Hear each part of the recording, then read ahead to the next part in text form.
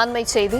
அன்புமணி மீது நடவடிக்கை எடுப்பது தொடர்பாக ராமதாஸ் தரப்பு இன்று இறுதி முடிவு செய்ய வாய்ப்பிருப்பதாக தகவல் கிடைத்திருக்கிறது. விவரங்களுடன் இணைகிறார் செய்தியாளர் கலிஃப்துல்லா. வணக்கம், விவரங்களை வழங்கலாம். வணக்கம்.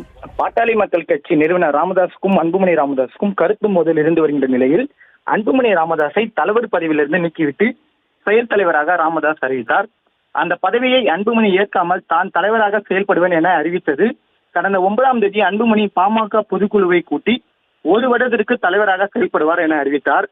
அதன் பிறகு 17ஆம் தேதி பட்டனூரில் பாமக நிறுவனர் ராமதாஸ் தலைமையில் பொதுக்குழு கூட்டப்பட்டு பாமகவின் நிறுவன தலைவராக ராமதாஸ் செயல்படுவார் என அறிவிக்கப்பட்டார். அந்த பொதுக்குழு மேடையில் அன்புமணி ராமதாஸ் மீது 16 குற்றச்சாட்டுகளை ஒழுங்கு நடவடிக்கை குழு அறிவித்தது. அதன் பின்னர் தைலாபுரம் இல்லத்தில் 19ஆம் தேதி ஒழுங்கு நடவடிக்கை குழு கூட்டிய நிலையில் அன்புமணி மீது பல்வேறு குற்றச்சாட்டுகளுக்கு 31ஆம் தேதிக்குள் பதிலளிக்க வேண்டும் என நோட்டீஸ் அனுப்பினர்.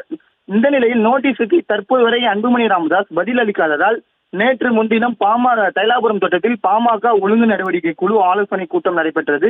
இந்த ஆலோசனை கூட்டத்தில் அருள் உள்ளிட்ட பாமக நிறுவனர் ராமதாஸ் தரப்பை சேர்ந்த நிர்வாகிகள் கலந்து கொண்டு ராமதாஸிடம் அன்புமணி குறித்து பல்வேறு குற்றச்சாட்டுகளை அனுப்பிய நோட்டீஸ் மூலம் ராமதாஸுக்கு சீலிட்டு அனுப்பி வைத்தனர். மேலும் ராமதாஸ் தான் இறுதி முடிவை எடுப்பார் என அருள் செய்தியாளரை சந்தித்து அறிவித்திருந்தார். இந்த நிலையில் நேற்று பாமக பாட்டாளி மக்கள் கட்சியின் மாவட்ட செயலாளர்கள் மற்றும் மாவட்ட தலைவர்கள் ஆலோசனை கூட்டம் நடைபெற்றது.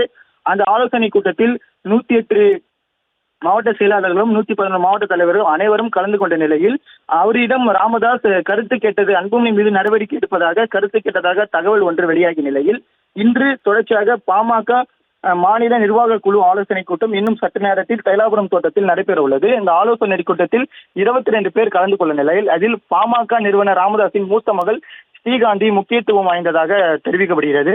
இந்த நிலையில் ராமதாஸ், ஸ்ரீகாந்தி, அருள், முரளி சங்கர், மன்சூர், கரூர் பாஸ்கர் உள்ளிட்ட 22 பேர் இன்று கலந்து கொள்ள உள்ளனர். இன்று அன்புமணி மீது நடவடிக்கை எடுக்கப்பட வாய்ப்பு இருப்பதாக தகவல் ஒன்று வெளியாகியுள்ளது.